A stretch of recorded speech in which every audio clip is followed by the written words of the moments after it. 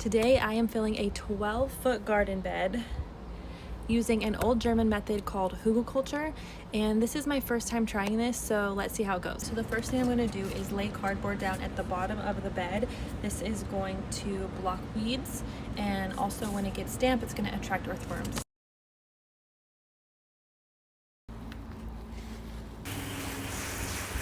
Okay, that's done. Now we're going to add some logs to the bottom of the bed. These act like a sponge and they slowly release nutrients as they break down.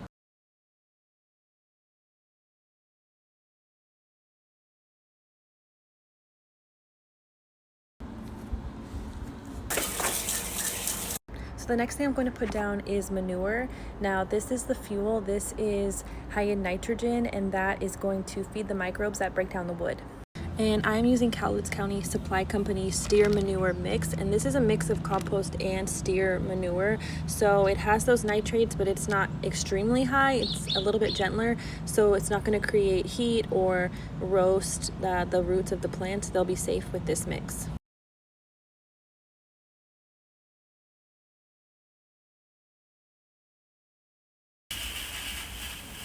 Okay, so the next step is mushroom compost, and while the manure is great for breaking down the wood, it can sometimes be a little strong or high in salt. The mushroom compost is a lot milder, it has a lot of calcium, minerals, and so it's like a protective barrier, and it allows those young plants with those new roots to establish themselves and grow into that milder barrier before they grow down into that more rich core.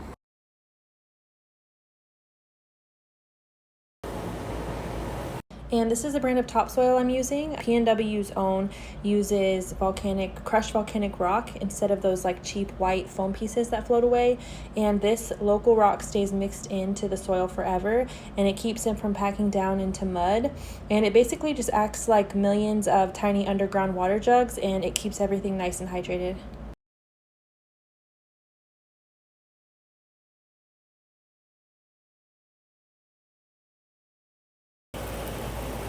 So here's the finished product.